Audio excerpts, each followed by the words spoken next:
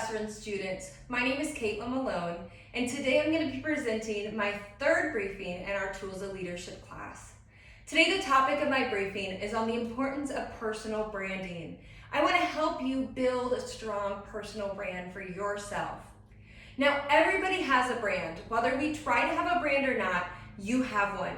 The difference is that a personal brand, if you work hard to build one, it can communicate and present a value to the world that you have, instead of people just making assumptions about you. Today I'm going to tell you about real life examples of some good and some bad personal branding. And then after showing you those examples and the importance of what personal branding can do to you, I want to walk you through 3 simple steps today that you can make to build a strong personal brand for yourself. So first I'm going to tell you about 2 women, and this is an example that I learned about from Michelle Villalobos. She is an inspirational women speaker, and she speaks a lot about building your personal brand and the importance. And I watched a speech that she made one time, and she brought up these 2 women. So whenever I say these women's name, you are going to think something specific about each of them. You might even feel something deep inside you, okay? So here they are, Martha Stewart and Monica Lewinsky. Now you felt something, didn't you? You thought something about each of these women right off the bat, didn't you? That is personal branding. That is how strong personal branding can be. So both these women have something in common, right? They were both involved in a big scandal that was in the media. The difference is that Martha Stewart worked hard before her scandal to build a brand for herself. Probably one of the first things you thought of when you heard the word Martha Stewart was homemaker, right? Or maybe baker, something like that, was homemaker. That is her brand. That is what she did for herself. Her personal brand protected her from the scandal, and it didn't waver because of the scandal. Now, Monica Lewinsky, on the other hand, we didn't know her name before her big scandal. Nobody knew who she was. She just was up in the media one day. Well, what that did to her was her scandal branded her, right? Now, Monica Lewinsky, you hear that name and you giggle a little, right? Or sometimes she's the butt of a joke. That is what personal branding can do for you. So now that you see the importance of what personal branding can do for you, I want to walk you through 3 simple steps today of telling your story, being intentional, and having confidence. Once we walk through those steps today, I am confident that you can build your personal brand today. So our first step is telling your story. So what that means is just simply communicate about yourself to somebody else. And that sounds simple in that, but honestly, it can be kind of hard if you've never thought it through. So I want you to be able to communicate today 5 simple, basic questions about yourself. Who are you? Okay, what do you do?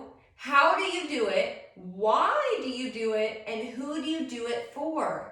So I want you to think through those 5 basic questions. Who are you? What do you do? How do you do it? Why? And who are you doing it for? And then once we have those basic questions, you can learn how to communicate your story when you need to allow people to relate to you. If you can't communicate yourself to someone, how is someone going to build in to buy your product or want to follow you if they feel like they don't know you and they can't relate to who you are? So once you've gone through those 5 basic questions, the next step is to be intentional. What this means is being intentional about the 5 basic questions that you share with someone. So let's put it this way. Everyone makes assumptions, right?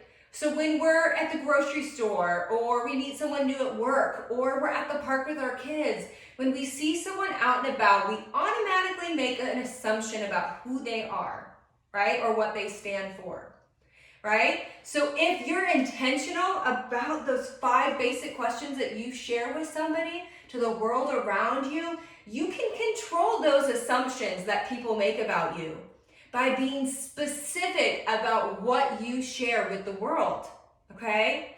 So once you want to be specific about that, then your story, your brand will become stronger. It will become more relatable.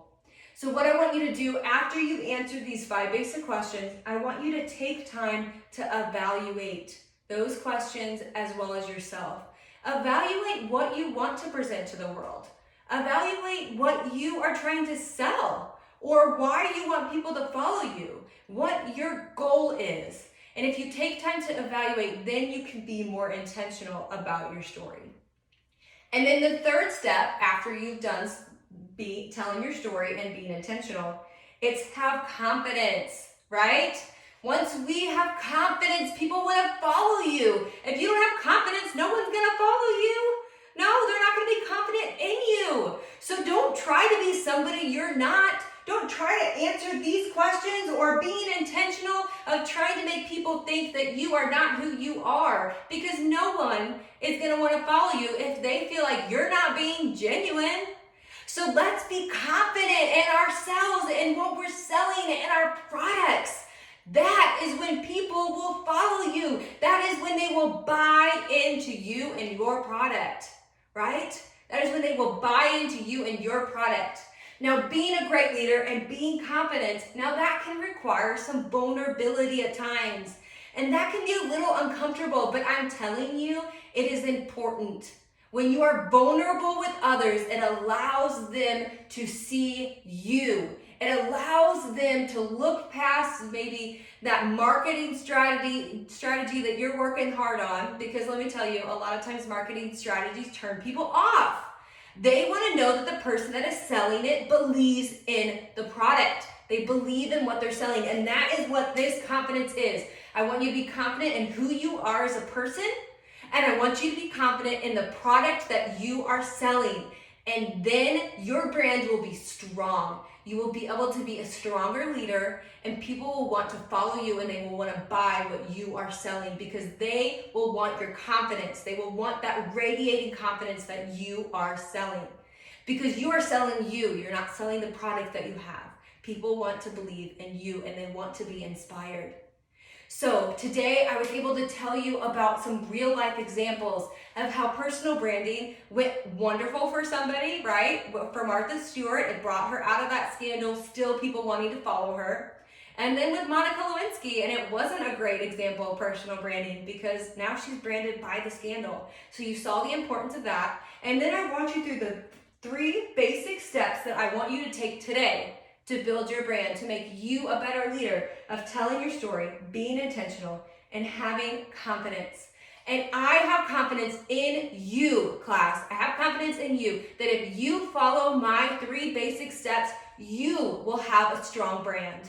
You will be able to be a great leader, and you will have success with whatever it is that you are working on selling. I appreciate you taking the time to listen to my speech today. I really appreciated that you guys were taking these steps and being more intentional about where you're going as a leader. I hope you have a wonderful day today. Thank you.